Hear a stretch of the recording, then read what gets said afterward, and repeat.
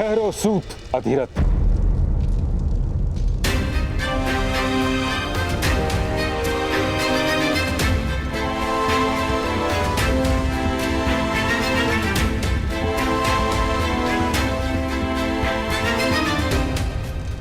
ये सत्य है महाराज कि मदनजय अपराधी था और जो दंड उसको मिला है वह उचित है। सत्य है कि इस बालक ने राज परिवार पर उपकार किया है। यह भी सत्य है कि इसका साहस और आत्मविश्वास अद्भुत है। सत्य के प्रति इसकी निष्ठा और सामर्थ्य पर कोई संदेह नहीं। किंतु महाराज, कि समाज केवल एक व्यक्ति से नहीं बनता। राज्य के सभी मनुष्य को संतोष प्राप्त हो, यह भी तो अनिवार्य है। और यह केवल तभी हो सकता है जब व्यवस्था का पालन हो तथा परंपरा का निर्वाह अनिवार्य है। यदि व्यवस्था टूटती है तो समाज में विद्रोह उत्पन्न होता है और हर प्रकार के विद्रोह को बल से शांत भी तो नहीं किया जा सकता। तात्पर्य तात्श्री? सूत के पुत्र को शस्त्र उठाने का अधिकार नहीं, उसे दंड देना ही होगा।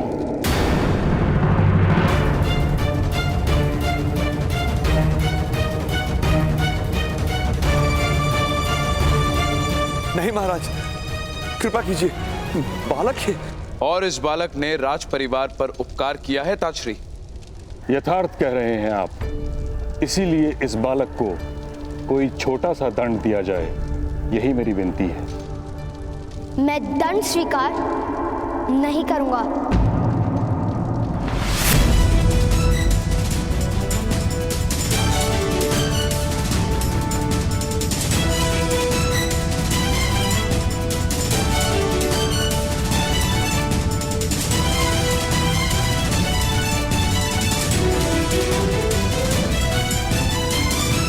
पुत्रकर्ण, मौन रहो। राजसभा में विवाद मत करो। किंतु पिताश्री, यदि आपके साथ अन्याय नहीं हुआ होता तो भ्राताश्री क्यों शस्त्र उठाते? अनिवार्य था शस्त्र उठाना पिताश्री। बालक, न्याय प्राप्त करने का सबको अधिकार है। राज्य की व्यवस्था प्रत्येक व्यक्ति को न्याय प्रदान करती है। राज्य की व्यवस्था से ही अन्याय हो तब क्या किया जा सकता है? राजा के हाथों कभी अन्याय नहीं होता राधे। अन्य सबके अन्याय के लिए राजा से याचना करना संभव है, किंतु किसी भी कारणवश व्यवस्था और परंपरा को भंग नहीं किया जा सकता। अन्याय और याचना की व्यवस्था से तो उत्तम है कि ऐसी परंपरा ही ना हो। राधे, क्या कोई दूसरा सूत तुम्हारी भांति शस्त्र धारण करके अपना रक्षण कर सकता है?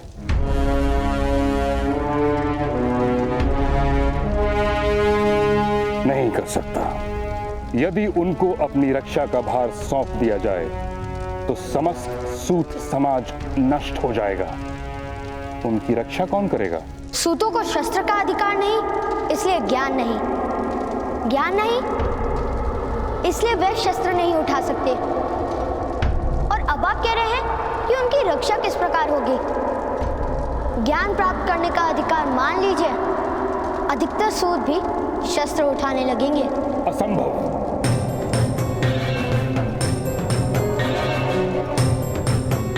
मरुभूमि में हरेक वृक्ष पर कांटे होते हैं, किंतु वन में प्रत्येक वृक्ष पर कांटे नहीं होते। वैसे ही मनुष्य एक समाज में रहता है और समाज में हर व्यक्ति को हर प्रकार का अधिकार नहीं दिया जा सकता। और ये निश्चित कौन करता है? परंपरा। परंपरा कोई एक व्यक्ति निर्मित नहीं करता, सहस्त्रों वर्ष से निश्चित होती आई है। समाज के इतिहास के अनुभवों से बनती है परंपरा। राजा केवल उसका वहन करता है। जब मैं जीवित नहीं था तब किसी ने किस प्रकार जाना होगा कि मैं कौन हूँ, मेरी स्थिति क्या है, मेरी इच्छाएं क्या हैं? उस समय की बनी परंपराओं को मैं आज क्यों स्वीकार करूं?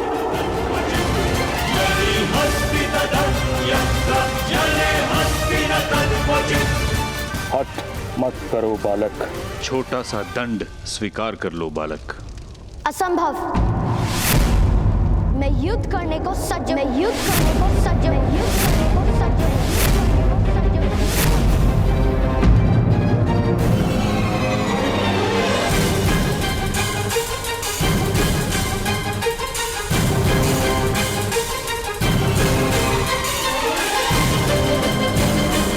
कर्ण, विद्रोह नहीं कर सकते तुम। महाराज, महामहिम, महामंत्री, मेरे पुत्र को क्षमा कर दीजिए।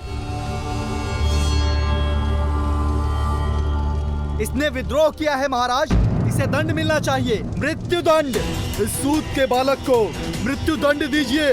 मृत्यु दंड दीजिए, मृत्यु दंड दीजिए, मृत्यु दंड दीजिए, मृत्यु दंड दीजिए, मृत्यु दंड दीजिए, मृत्यु दंड, मृत्यु दंड दीजिए, मृत्यु दंड दीजिए, मृत्यु दंड दीजिए, मृत्यु दंड दीजिए, मृत्यु दंड दीजिए, मृत्यु दंड, मृत्यु दंड दीजिए, मृत्यु दंड दीजिए।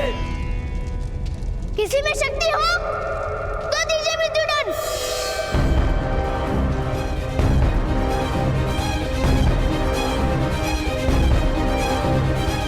मृत्यु दंड दीजिए, मृत्यु दंड दीजिए, मृत्यु दंड दीजिए,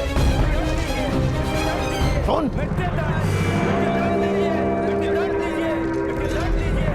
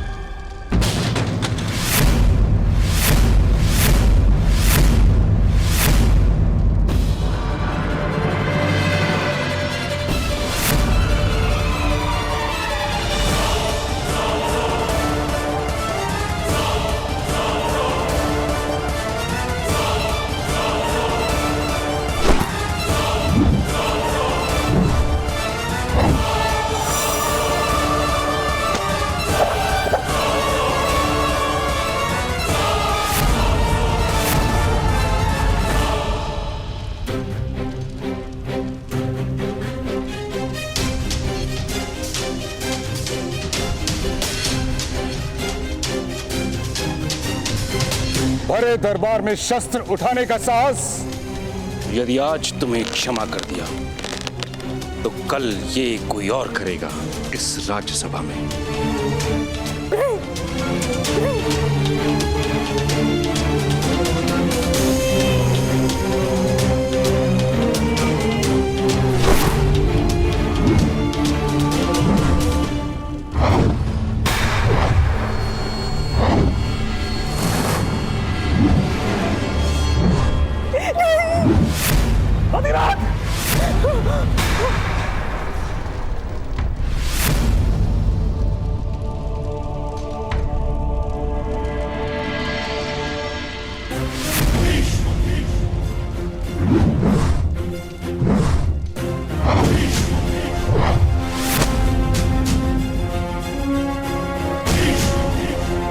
तुम्हारे प्राण नहीं लूंगा मैं। कुरु सभा में बालक की हत्या नहीं की जाती।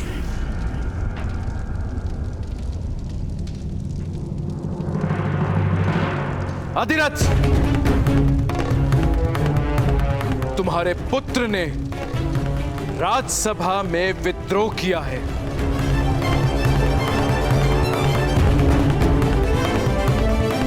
किंतु उसने मेरे पुत्रों को जीवन भी दिया है।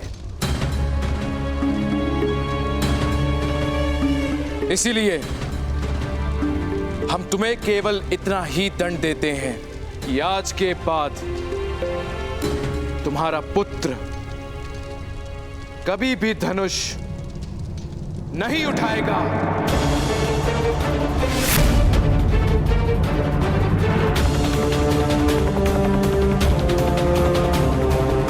सूतों के लिए बनी परंपरा का वहन करेगा, और यदि ऐसा नहीं हुआ तो तुम स्वयं अपने पुत्र को हस्तिनापुर और कुरु राष्ट्र से निष्कासित कर दोगे।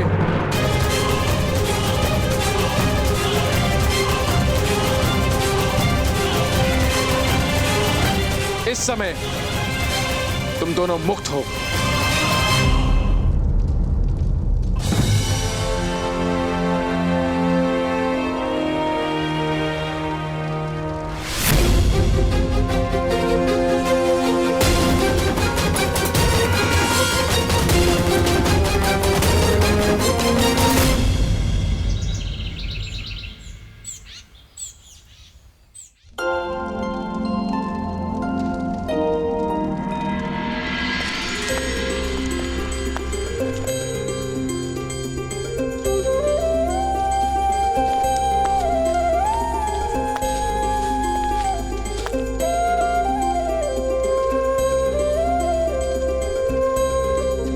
माता, मैं आरती करूं?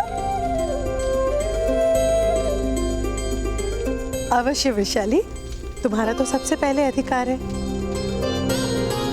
जब हम बड़ों का विश्वास टूट गया था, तब तुम मित्रों ने ही तो साथ दिया कर्ण का।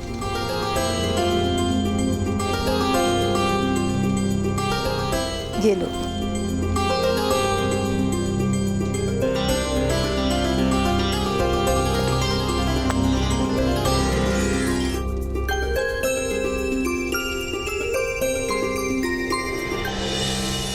आज के बाद तुम्हारा पुत्र कभी भी धनुष नहीं उठाएगा।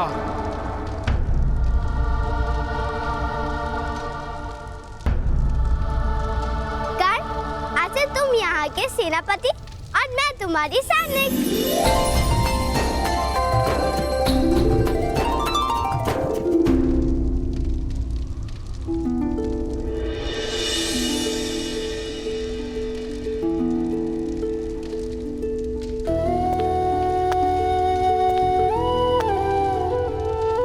पुत्र कर्ण, मुझे क्षमा कर देना।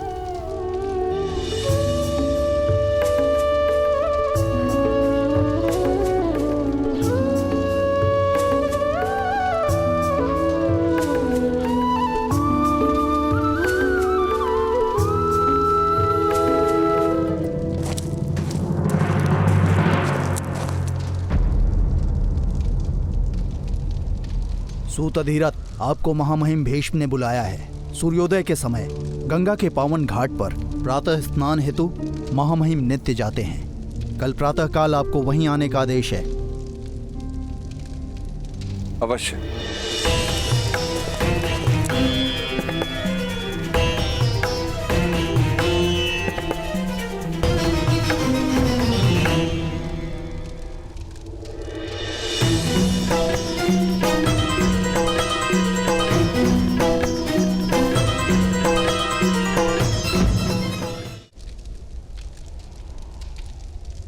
चलो पुत्रो, अब आनंद और विश्राम का समय है। बालकों के सम्मान में राधा आज सबको भोज देंगी। बामिल, शोण, कर्ण को ले जाओ।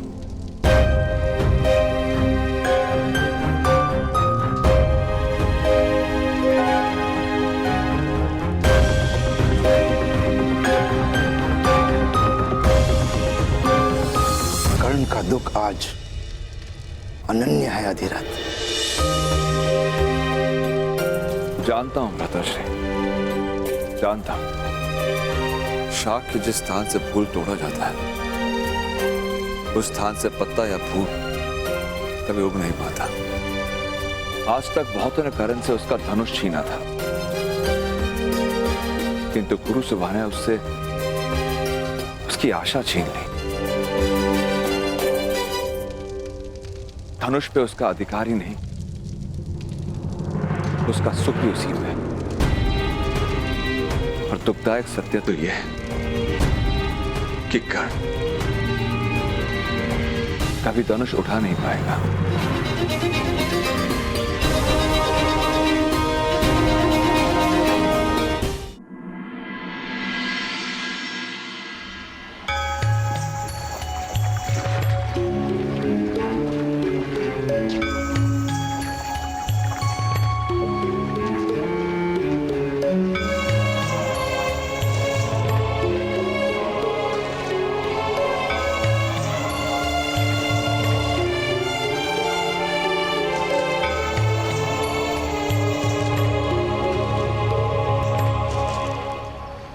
प्रणिपात मामाई।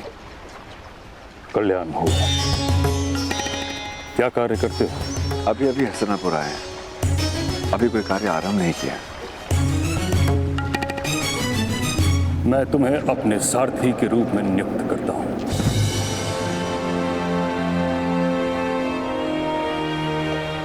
आपकी अनंत कृपा मामाई।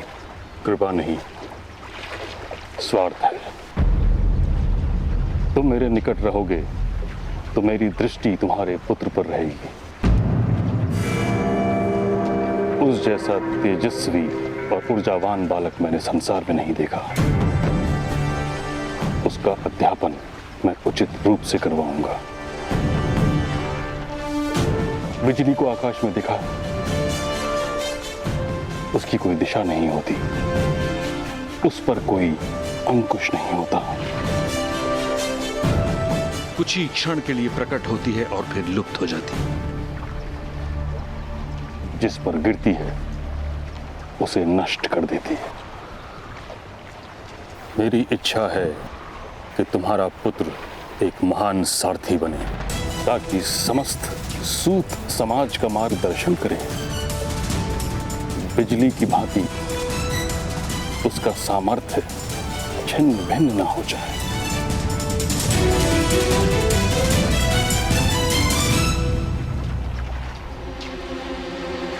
जी मामाई।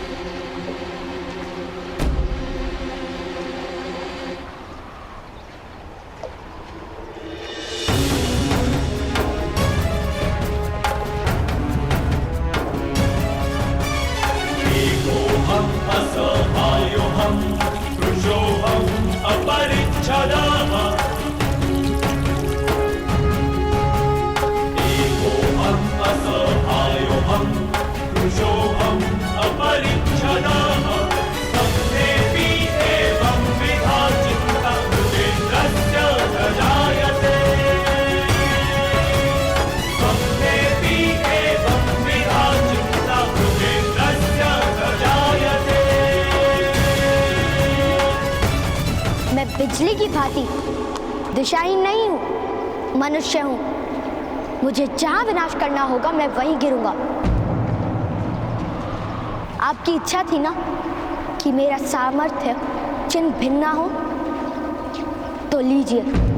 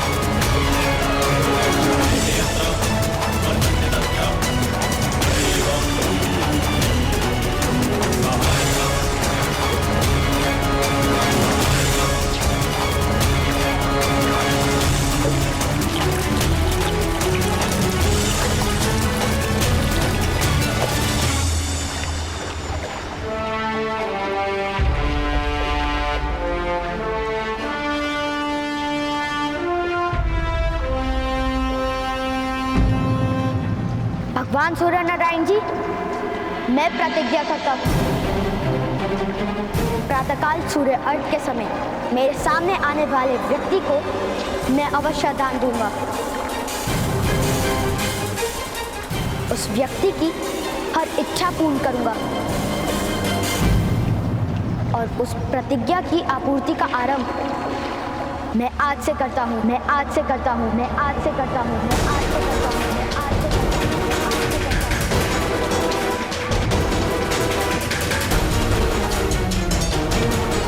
महामहिम भीष्म को दान देकर, दान देकर, दान देकर, दान देकर,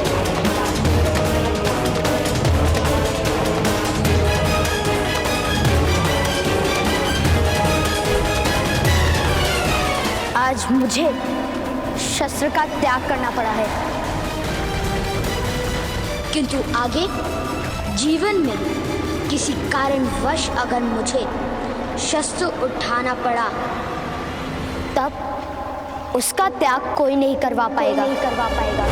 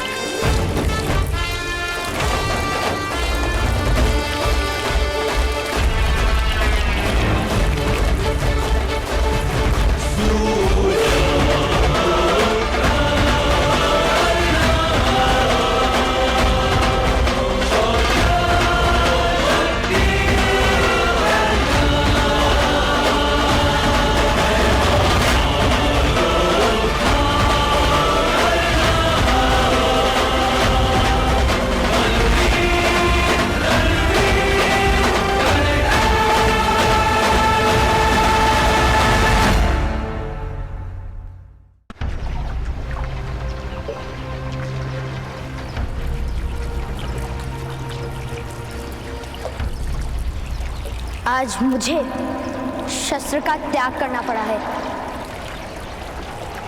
किंतु आगे जीवन में किसी कारणवश अगर मुझे शस्त्र उठाना पड़ा तब उसका त्याग कोई नहीं करवा पाएगा, नहीं करवा पाएगा।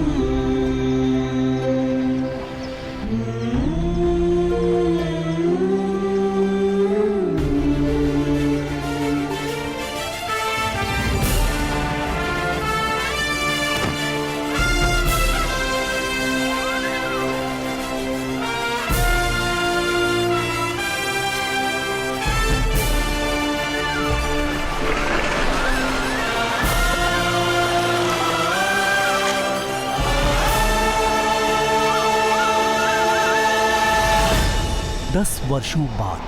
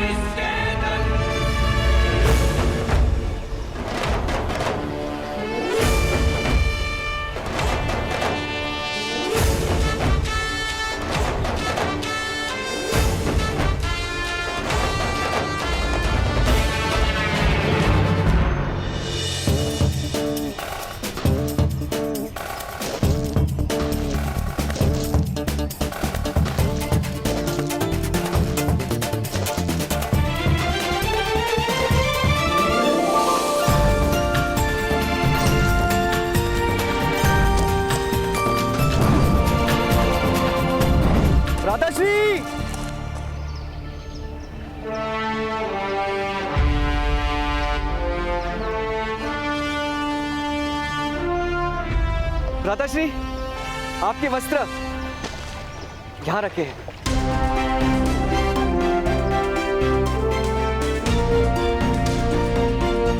आप शीघ्र ही सज्ज हो जाइए, आज हमारी अंतिम परीक्षा है। सूतों के लिए कोई भी परीक्षा अंतिम नहीं होती शोण। अर्थात गुरुकुल में ली जाने वाली अंतिम परीक्षा है, और आज स्वयं महामहिम भीष्म पधारेंगे।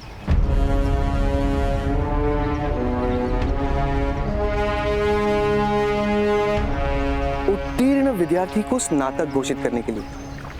स्मरण है ना?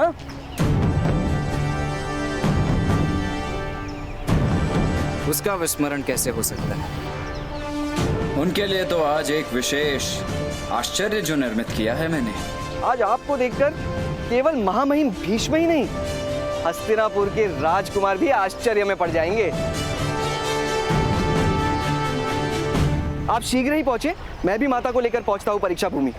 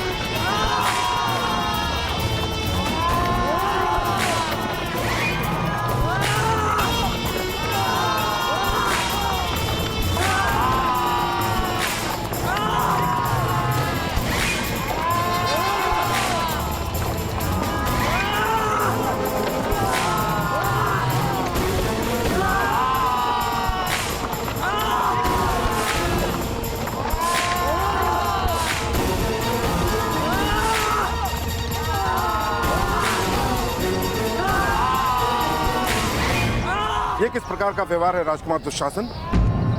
अश्वों के स्थान पर मनुष्य को क्यों बांधा है? सारथी है ये, सारथी है ये।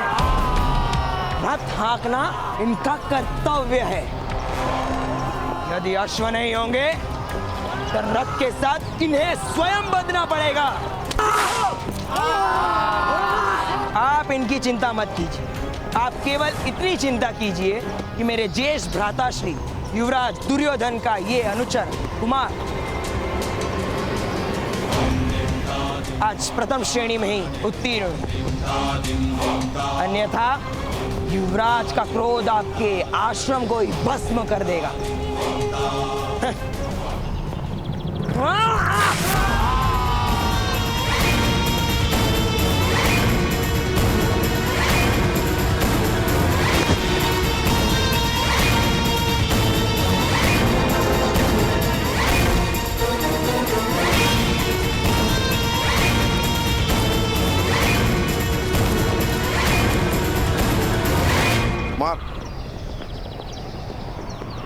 विद्या प्राप्ति में आश्रम का महत्व कम, श्रम का महत्व अधिक होता है, और गुण तो स्वयं महामहिम भीष्म देंगे। क्या तुम कौन से अधिक कला का प्रदर्शन कर पाओगे महामहिम के सामने?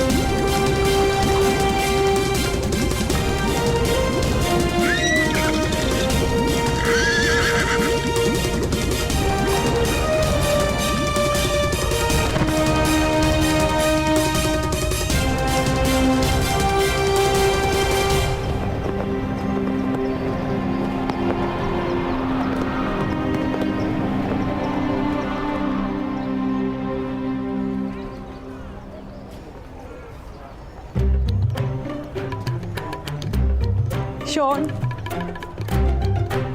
शोन, अरे कितना सजोगे?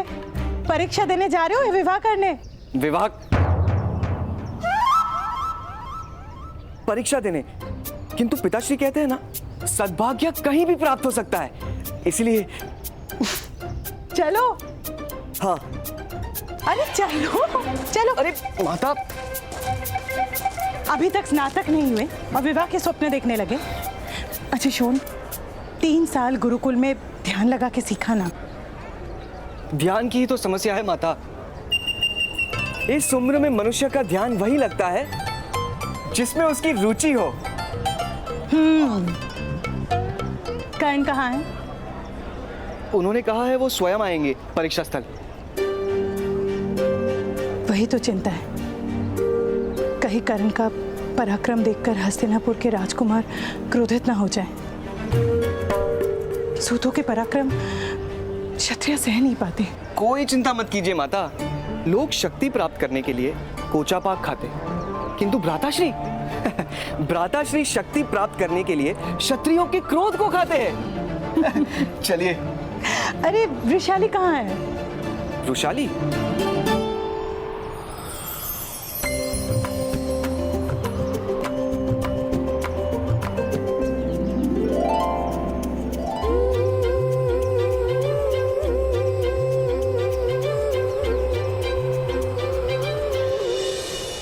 वृषाली तो अवश्य किसी शिव मंदिर में खड़ी होगी।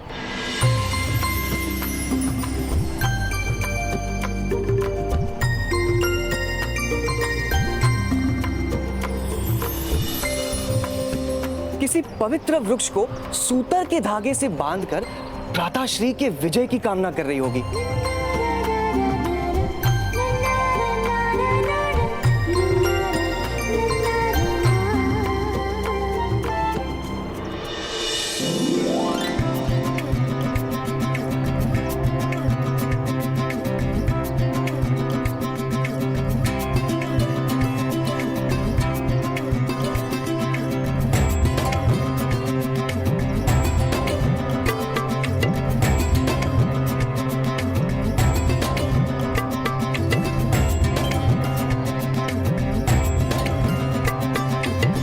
अवश्य विश्राम की सभी वस्तुओं का त्याग कर कष्ट सह रही होगी।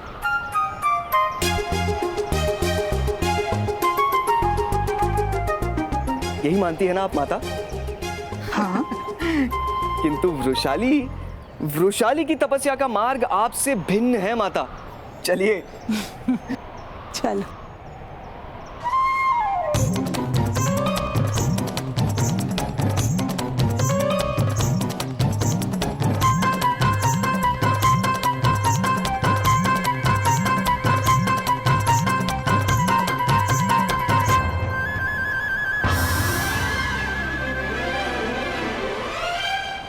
मार्ग छोड़कर खड़े रहो, मुझे परीक्षा भूमि दिखाई नहीं दे रही है।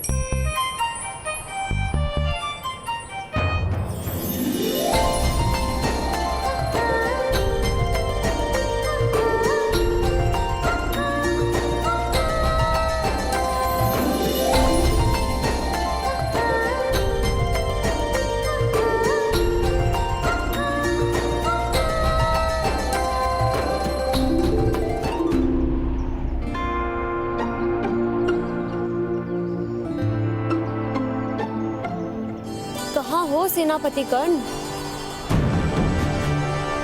ये कार्य तो सफल हुआ। अब समय हो रहा है, महामहिम मेरी प्रतीक्षा कर रहे होंगे।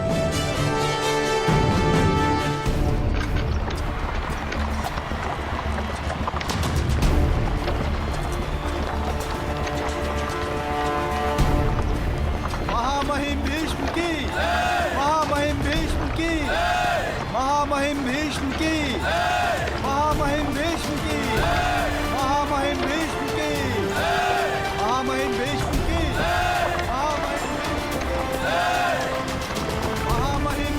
की, महामहिम भीष्म की, महामहिम भीष्म की, महामहिम भीष्म की, महामहिम भीष्म की, महामहिम भीष्म की, महामहिम भीष्म की, महामहिम भीष्म की, महामहिम भीष्म की, महामहिम भीष्म की, महामहिम भीष्म की, महामहिम भीष्म की, महामहिम भीष्म की, महामहिम भीष्म की, महामहिम भीष्म की, महामहिम भीष्म की, महामहिम भीष्म की, महामहिम भीष्म की, सत्यवादी महामहिम भीष्म की,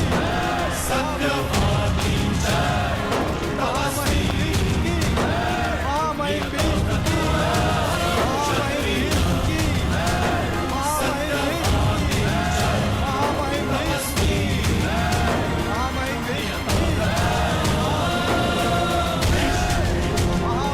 की, महामहिम भीष्म की, महामहिम भीष्म की,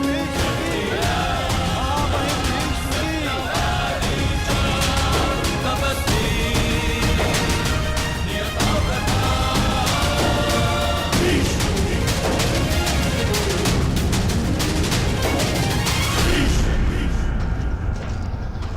महामहिम भीष्म की जय हो। गुरुदेव, आपने सूतों की परीक्षा में पधार कर हमारा सम्मान बढ़ाया। सारथी तो एक योद्धा का प्रथम कवच होता है गुरुदेव। मेरी दृष्टि में सूतों का महत्व किसी पुरोहित से कम नहीं।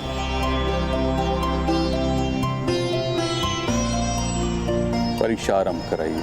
अवश्य। आज का प्रथम परीक्षार्थी है आपके सारथी अधिरथ का पुत्र कर्ण।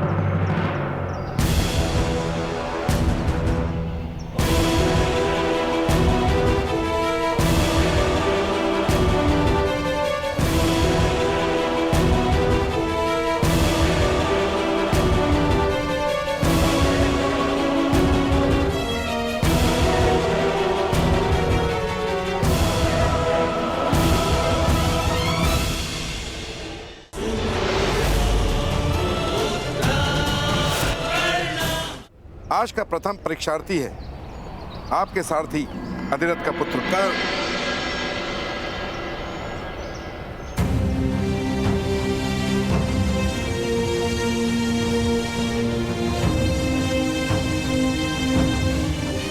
उसकी परीक्षा तो वर्षों पूर्व हो चुकी है।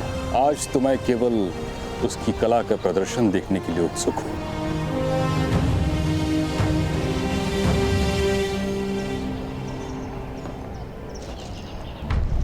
राधे कर्ण, सामने आओ।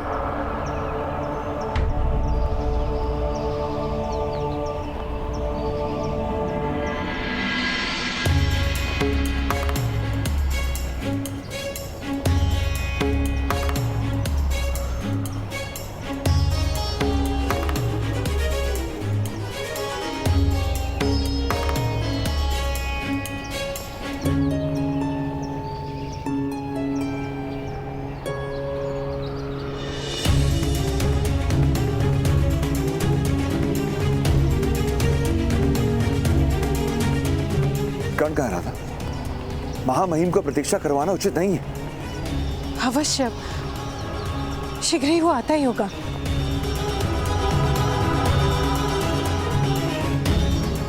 शौण, कहां है तुम्हारा भ्राता कर्ण? गुरुजी, भूमि पर अधिक से अधिक सूर्य का प्रतिबिंब दिख सकता है। स्वयं सूर्य को देखना हो तो दृष्टि आकाश की ओर करनी पड़ती है।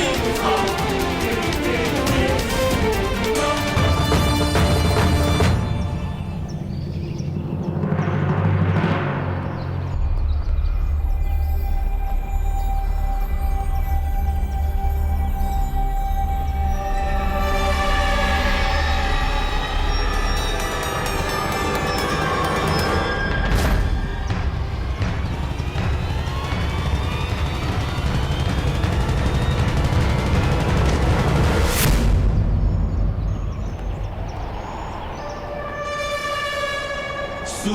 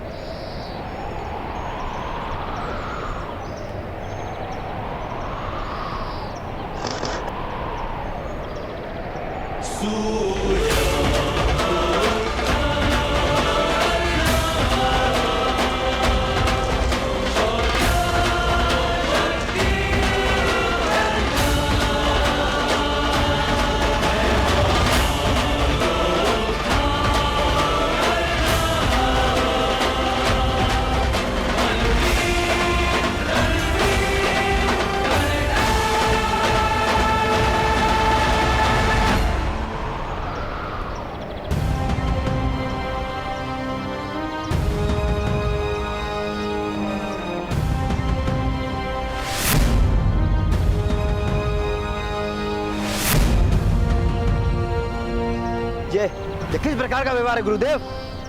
कैसी दृढ़ता है ये? महामहिम भीष्म के सामने आकाश मार्ग से आने का साहस कैसे कर सकता है सूत पुत्र?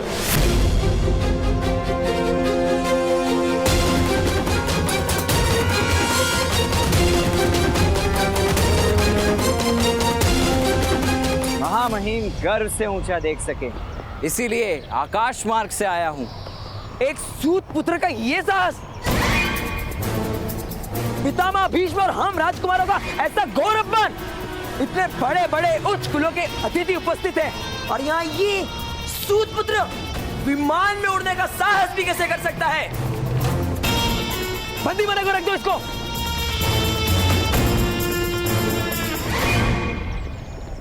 राजकुमार, सूतों का क्या कार्य होता है? रथ चलाना, अर्थात वाहन चलाना। हाँ, वाहन ही तो चला सकते हैं सूत। तो ये क्या है राजकुमार? वायु में गति करने वाला वाहन ही तो है। आपको कोई दिव्य पक्षी तो दिखाई नहीं दे रहा ना?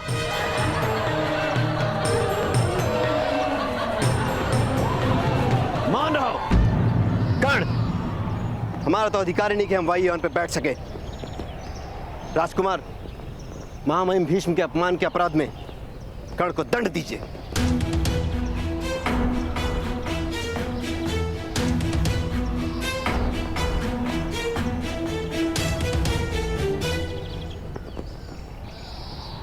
कर्ण, वायु वाहन बनाने का ज्ञान तुमने कहां से प्राप्त किया? अगस्त्य संहिता में इसका वर्णन है महामहिम। पुरातन काल के पुष्पक जैसे विमान भी आर्य भूमि के इसी आकाश में उड़ा करते थे। भगवान राम भी ऐसे ही विमान में बैठकर लंका से अयोध्या पधारे थे। और वैसे भी ज्ञान के मूल का क्या महत्व? ज्ञान का फल आपके सामने। सूतपुत्र,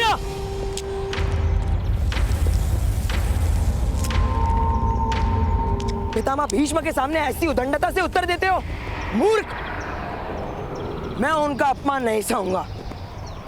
इसका मस्तक काट दो सैनिक।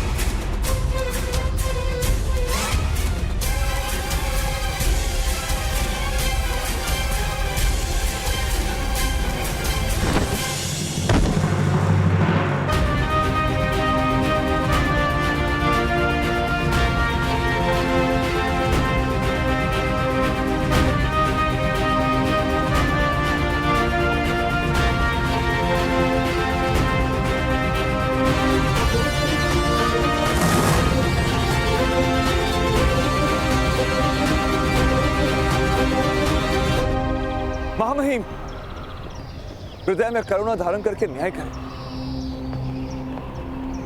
मैं विनती करता हूं। धनुर्विद्या केवल क्षत्रियों के लिए होती है। तुम सूत के पुत्र हो, तुम्हें सूत ही बनना होगा। आज के पश्चात तुमसे धनुष लेने की आवश्यकता नहीं पड़ेगी। न्याय करते समय करुणा नहीं दिखाई जाती, सत्य और परंपरा का विचार किया जाता है।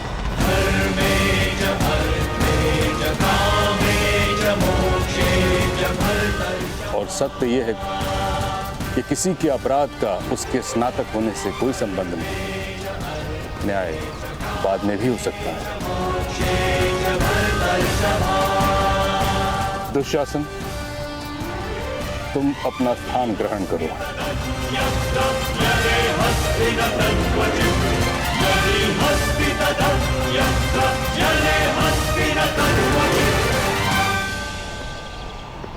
कर्ण, अब तुम अपनी परीक्षा दो। 3 वर्षों से रथ चलाने का अभ्यास कर रहे हो। रथ चला पाते हो या केवल वायु में ही उड़ते रहते हो? मेरा तो जन्म ही आकाश में उड़ने के लिए हुआ है महामहिम। भूमि से बांधने का प्रयास तो आपने किया है। मेरे रथ चलाने की कला का अनुभव तो आपने बहुत वर्ष पूर्व ही कर लिया था। यदि विस्मरण हो गया हो तो परीक्षा दे देता हूं।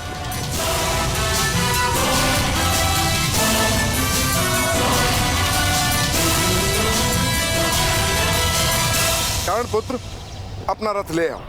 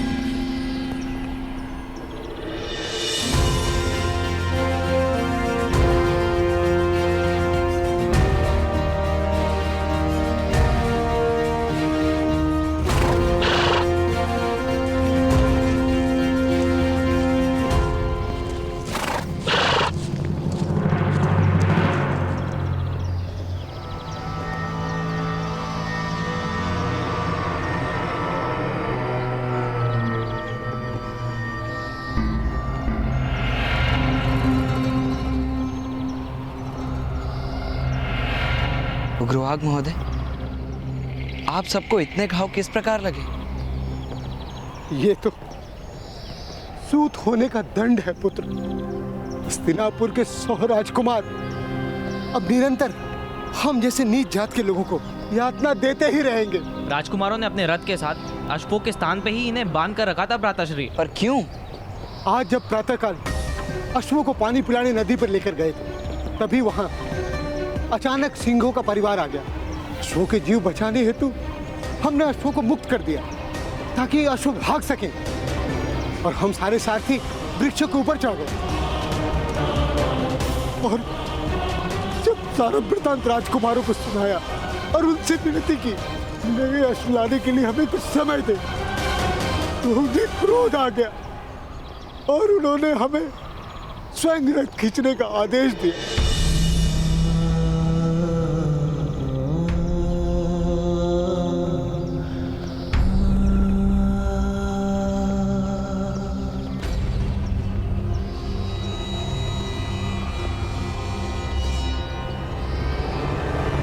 दोष राजकुमारों का नहीं, आपका है। अश्वों की भांति मौन रहकर जियोगे उग्रवाग महोदय, तो अश्वों की भांति रथ से बंधना भी पड़ेगा। नाम रखा है आपने उग्रवाग, जिसके शब्दों में अग्नि जैसा भयानक ताप हो, उसे उग्रवाग कहते हैं। चिड़ियों से अधिक ध्वनि तो कर नहीं पाते। उग्रवाग। किंतु हम कर भी क्या सकते हैं? घाव सहन करने की शक्ति दी है ना ईश्वर ने। अब अंतर में घाव करने का साहस भी जन्मा लो। कोई क्षत्रिय अन्याय नहीं कर पाएगा। सर्प ना बन सको तो नेवला बनो। चूहे तो सर्प का भोजन ही बनते हैं। यदि हमारे पास शस्त्र उठाने की स्वतंत्रता होती तो क्या कर लेते उग्रवाग महोदय? शक्ति शस्त्रों में नहीं होती, भुजाओं में होती है।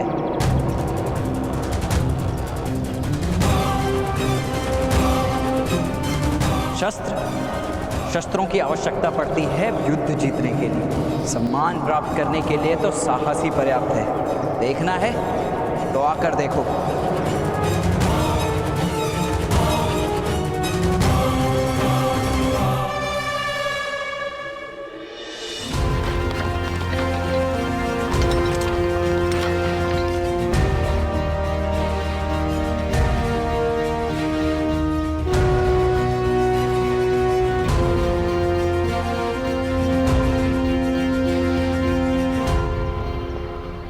परीक्षा हेतु सज्ज हूं महामहिम। परीक्षा आरंभ कीजिए गुरुदेव। सज्जनों, सारथी का कार्य होता है अपने रथी महारथी को अनेक विपदाओं से सुरक्षित उसके लक्ष्य तक पहुंचाना।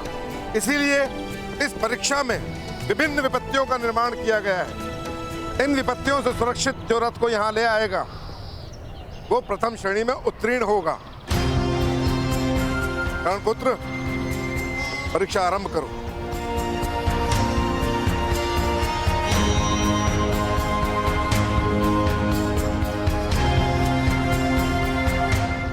महामहिम, गुरुदेव ने कहा कि सारथी का कर्तव्य होता है कि अपने महारथी को सुरक्षा सहित युद्ध में ले जाए और उसकी सुरक्षा करे।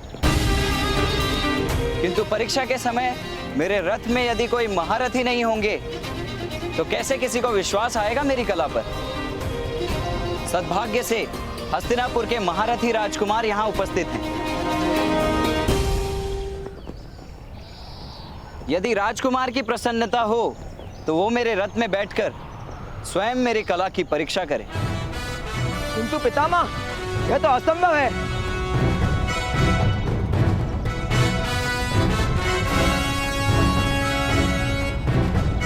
यदि राजकुमार में साहस ना हो तो मैं अकेला रथ चालन की परीक्षा दूंगा। दुशासन पुत्र, अगर तुम में साहस ना हो तो रहने दो। पधारिए राजकुमार, मेरा रथ आपकी प्रतीक्षा कर रहा है।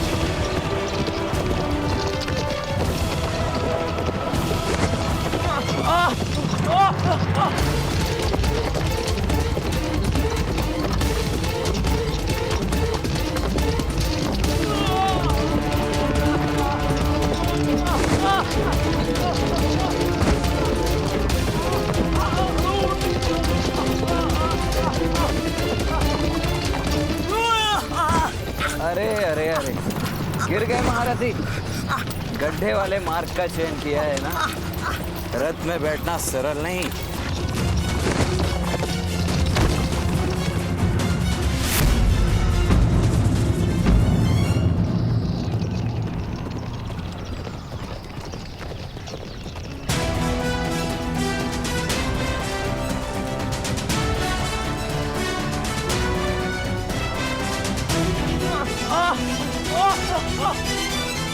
आज मैं आपका सारथी हूँ राजकुमार।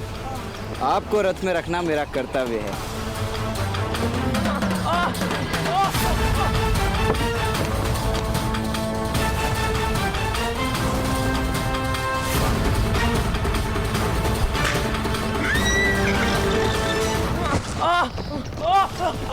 महारथी, रथ को पकड़ के बैठिए। क्षत्रिय वंश को पकड़ने से सुरक्षा नहीं होती।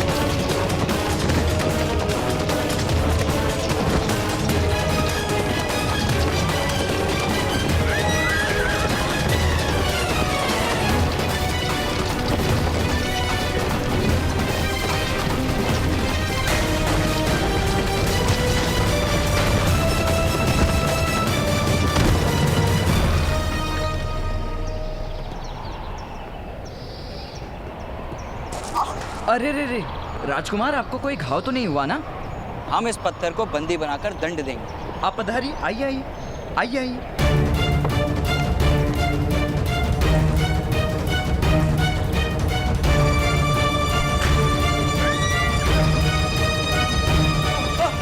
राजकुमार, ठीक से खड़े रहने का प्रयास कीजिए, कहीं आपके कारण मैं पराजित ना हो जाऊं।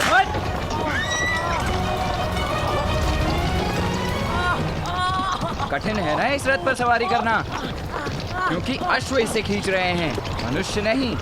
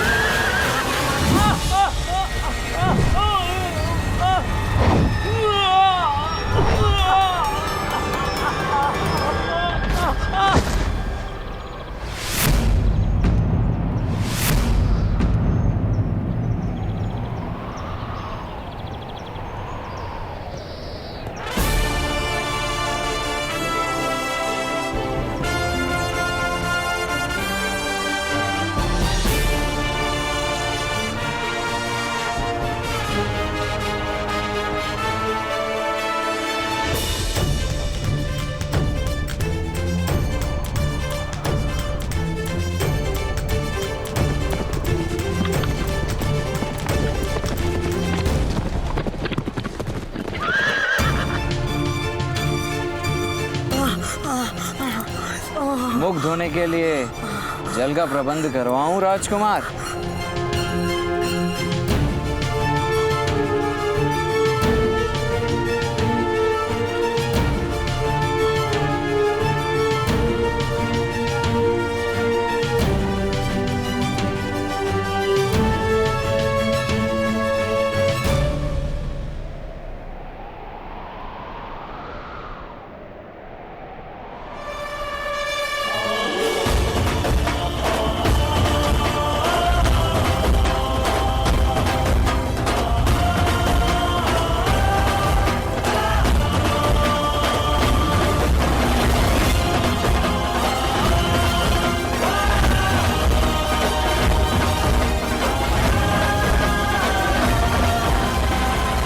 कितने गुण प्राप्त हुए महामहिम भीष्म?